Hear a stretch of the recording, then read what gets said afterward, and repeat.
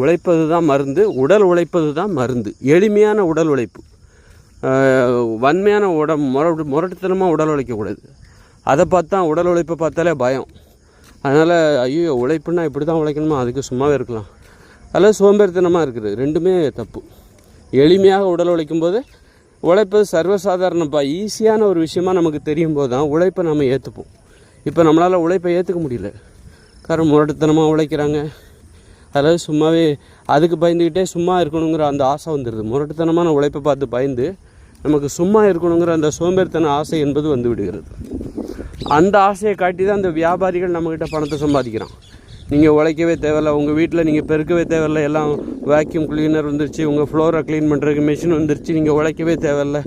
அப்படி உழைப்பை பற்றி நம்மக்கிட்ட இருக்கிற ஒரு பயம் இருக்குல்ல, அந்த பயத்தை வச்சு நம்மளை சோம்பேறியாக்கி பணம் சம்பாதிக்கிற வேலையை வியாபாரிகள் செய்கிறார்கள்.